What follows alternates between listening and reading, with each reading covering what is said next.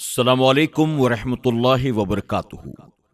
میرے پیارے آقا علیہ الصلاۃ والتسلیم کے پیارے دیوانوں، خاتون جنت حضرت فاطمۃ الزہرا رضی اللہ تعالی عنہا کی کنیزوں، تذکرۃ الانبیاء کے درس نمبر 75 میں آپ تمام کا استقبال ہے۔ ہم سن رہے ہیں اللہ کے نبی شعیب علیہ السلام کی سوانح۔ ہم نے کل تک کے درس میں یہ سماعت کیا کہ شعیب علیہ السلام نے جب اپنی قوم کو اللہ کی طرف بلایا، ساتھ ہی انہیں ناپ تول میں کمی کرنے سے روکا اور کہا زمین پر فساد نہ پھیلاؤ اور نہ ہی راستوں میں بیٹھ کر راہگیروں کو پریشان کرو، نہ ان لوگوں کو جو اللہ پر ایمان لے آئے۔ تو قوم شعیب نے آپ کا بار بار مذاق اڑایا۔ آپ نے ان سے کہا قوم نوح، قوم لوط اور قوم ہود کے ساتھ جو کچھ ہوا وہی تمہارے ساتھ بھی ہوگا اگر تم اپنی حرکتوں سے باز نہیں آتے۔ اس پر بھی آپ کی قوم نے آپ کی نافرمانی کی اور مکمل طور پر وہ بغاوت پر اتر آئے۔ اللہ کے نبی شعیب علیہ السلام کی ہر بات پر وہ طنز کے انداز میں جواب دیتے اور اللہ کے نبی کی نافرمانی کے ساتھ ان کا مذاق بھی اڑاتے تھے۔ اب آگے بڑھنے سے پہلے آئیے حسب معمول درود شریف کے ساتھ درس کا آغاز کرتے ہیں۔ الصلاۃ والسلام علیک یا رسول اللہ، الصلاۃ والسلام علیک یا حبیب اللہ، الصلاۃ والسلام علیک یا نبی اللہ، وَعَلَىٰ آلِكَ وَأَصْحَابِكَ یا نور اللہ صلی اللہ تعالی علیہ وسلم۔ متکبر سرداروں نے کہا، آپ کی قوم کے متکبر سردار بولے، اے شعیب، قسم ہے کہ تمہیں اور تمہارے ساتھ والے مسلمانوں کو اپنی بستی سے نکال دیں گے یا تم ہمارے دین پر آ جاؤ۔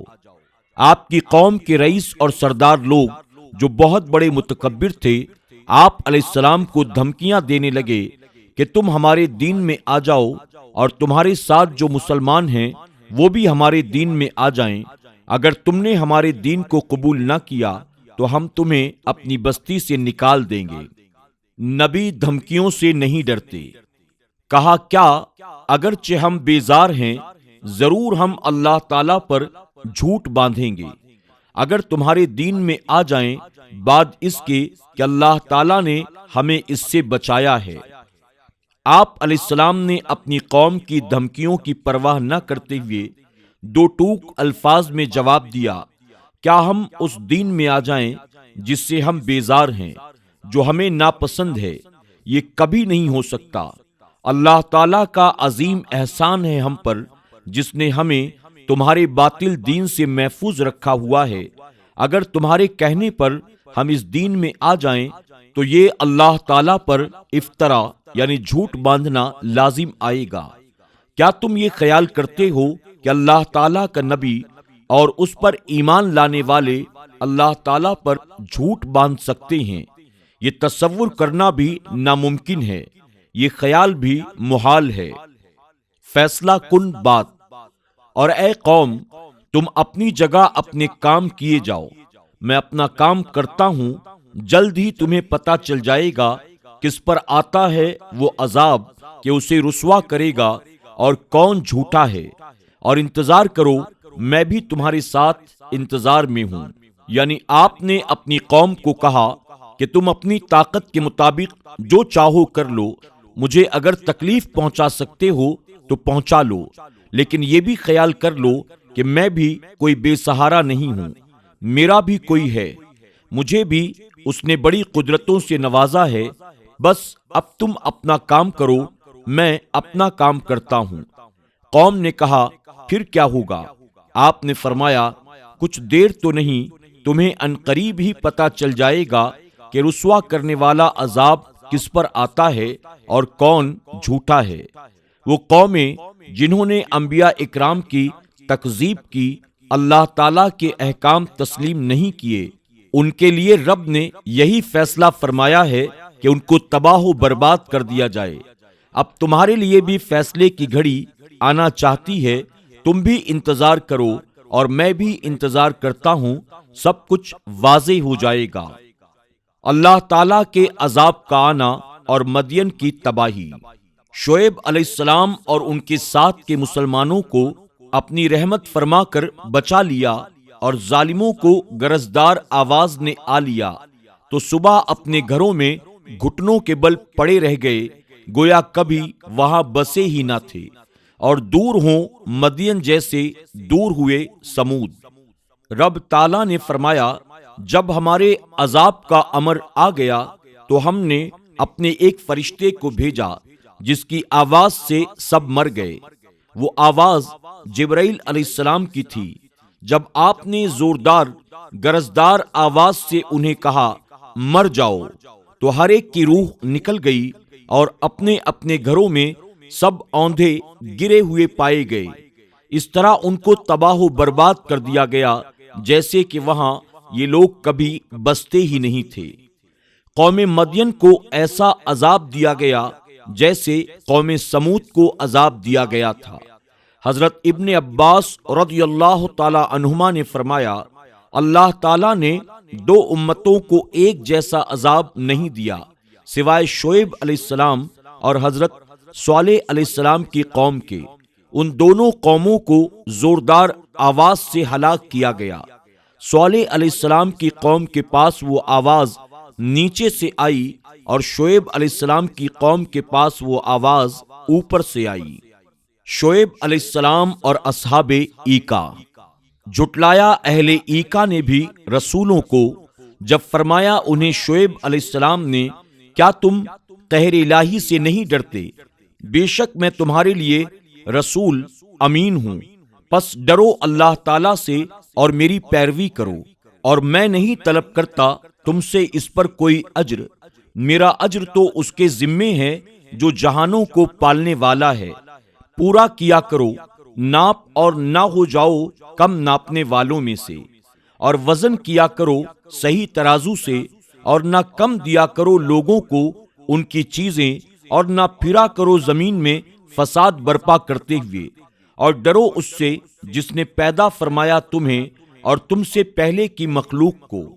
انہوں نے جھلا کر کہا، تم ان لوگوں میں سے ہو جن پر جادو کر دیا گیا ہے، اور نہیں تو تم مگر ایک بشر ہماری مانند، اور ہم تو تمہارے متعلق یہ خیال کر رہے ہیں کہ تم جھوٹوں میں سے ہو، ہم تمہاری بات نہیں مانتے۔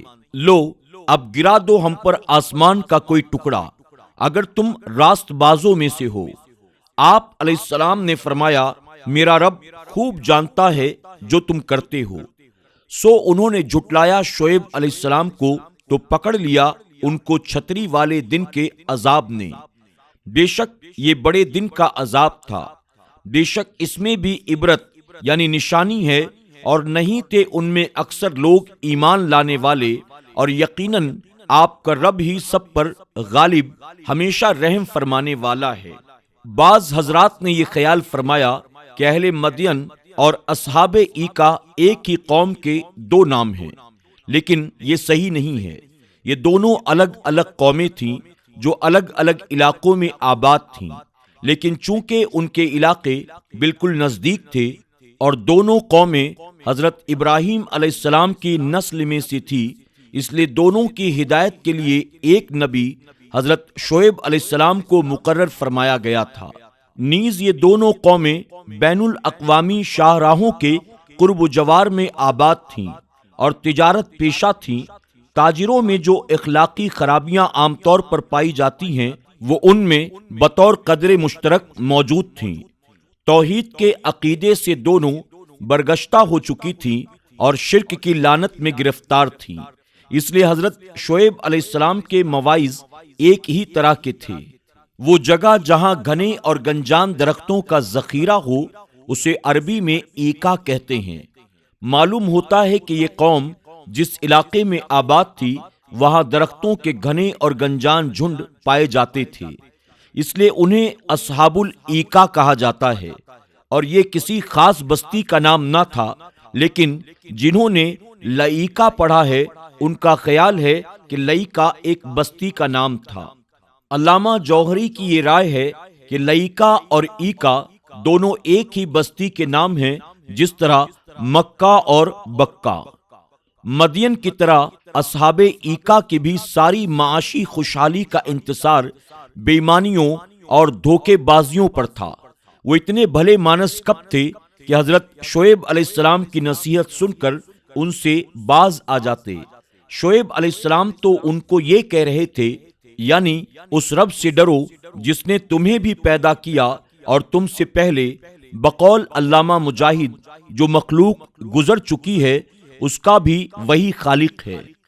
حق تو یہ تھا کہ وہ لوگ اپنی اصلاح کی طرف توجہ کرتے، لیکن انہوں نے اس کی طرف توجہ کرنا مناسب نہ سمجھا، یہاں تک کہ اپنی غلطی کو غلطی ماننے سے بھی انکار کر دیا، بلکہ الٹا حضرت شعیب علیہ السلام پر الزام لگا دیا کہ تم پر کسی نے جادو کر دیا ہے، جبھی تو تم ہمیں ایسے مشورے دے رہے ہو جن پر ہم اگر عمل کریں تو یہ تجارت کی گہما گہمی، یہ دولت و ثروت کی فراوانی سب کی سب ایک دم ختم ہو جائے۔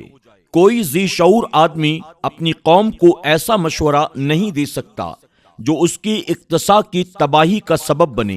اے شعیب، یقیناً تمہارا دماغ کام نہیں کر رہا، پہلے اپنا علاج کراؤ، پھر آ کر ہمیں نصیحت کرنا، اور تم ہم سے کوئی بڑے بھی تو نہیں ہو، ہمارے جیسے ہی ایک بشر ہو، ہمیں تو تمہاری باتوں پر کوئی یقین نہیں آ رہا، بلکہ ہم تو تمہیں جھوٹوں میں سے سمجھتے ہیں۔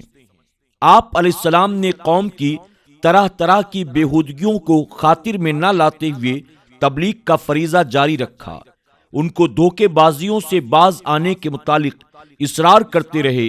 وہ راہ راست پر آنے کے بجائے سیخپا ہو کر اور شرم و حیا کی چادر کو اتار کر کہنے لگے، لو ہم تمہاری بات نہیں مانتے، اب جو آسمان تم ہم پر گرانا چاہتے ہو گرا دو۔ ان کا خیال یہ تھا کہ عذاب آئے گا ہی نہیں، اس طرح شعیب علیہ السلام کا جھوٹا ہونا ثابت ہو جائے گا۔ سبحان اللہ، نبی کا صبر اور کمال کتنا عظیم ہے۔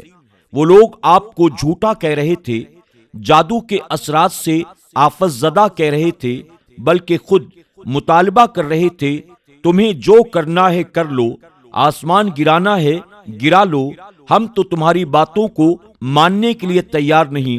آپ پھر بھی یہ کہہ رہے تھے، تمہارے کرتوتوں کو میرا رب بہتر جانتا ہے۔ یعنی آپ نے ان حالات کے باوجود معاملہ رب کے سپرد کر دیا، ان کی ہلاکت کی دعا نہ کی، اور نہ یہ عرض کیا کہ اے اللہ اب تو ان پر عذاب بھیج ہی دے، بلکہ کمال صبر کا آپ مظاہرہ کرتے رہے، معاملہ اللہ تعالیٰ کے سپرد کر دیا۔ جب انہوں نے بار بار شعیب علیہ السلام کی تکذیب کی تو اللہ تعالیٰ نے ان پر عذاب نازل کر دیا۔ 7 دن تک اللہ تعالیٰ نے ان پر ہوا کو روک لیا اور ریت کو مسلط کر دیا، ان کے دم گھٹنے لگے، نہ انہیں کوئی سایہ نفع پہنچا سکتا تھا اور نہ ہی پانی۔ وہ پریشان ہو کر جنگل کی طرف نکلے اور ان پر ایک بادل آ کر سایہ کر دیا، جس سے انہیں خوب ٹھنڈک محسوس ہوئی اور باد نسیم کے خوشگوار مزے لوٹنے لگے۔ اس طرح اس بادل کے سائے میں جمع ہو گئے تو یکا یک ان پر آگ کی بارش برسنے لگی، جس سے سب جل کر راکھ ہو گئے، ایسے تباہ و برباد ہوئے کہ ان کا نام و نشان بھی مٹ گیا۔ رب تعالیٰ نے ان کی بستی کو صفحہ ہستی سے ایسے مٹا دیا گویا یہاں کوئی بستی کبھی تھی ہی نہیں۔ میرے پیارے آقا علیہ الصلوۃ والتسلیم کے پیارے دیوانوں، خاتون جنت حضرت فاطمۃ الزہرا رضی اللہ تعالی عنہا کی کنیزوں، اسی کے ساتھ یہ باب مکمل ہوا اور شعیب علیہ السلام کی قوم جو مدین میں بستی تھی، ان کی تباہی اور بربادی کا مکمل واقعہ ہم نے سماعت کیا۔ اللہ رب العزت کی بارگاہ میں دعا ہے کہ میرا کریم ہم سب کو اپنی اور اپنے نبی کی نافرمانی سے بچائے۔ اللہ ہمیں قرآن و سنت کے مطابق اپنی زندگی کو گزار کر اپنی دنیا اور آخرت کو سنوارنے کی توفیق عطا فرمائے، آمین یا رب العالمین۔ کل سے انشاءاللہ ہم اللہ کے نبی حضرت موسیٰ علیہ السلام اور ان کے بھائی ہارون علیہ السلام کے تعلق سے واقعات سماعت کریں گے۔ آپ تمام سے درخواست ہے کہ اسی طرح آپ شروع سے آخر تک ہمارے ساتھ بنے رہیں، اس درس کو خود بھی پابندی کے ساتھ سنیں، اپنے دوست احباب کے ساتھ بھی اسے ضرور شیئر کرتے رہیں۔ اب کل تک کے لیے ہمیں اجازت دیں، اپنا خیال رکھیں اور اپنی دعاؤں میں ہمیں ضرور یاد رکھیں۔ السلام علیکم ورحمۃ اللہ وبرکاتہ۔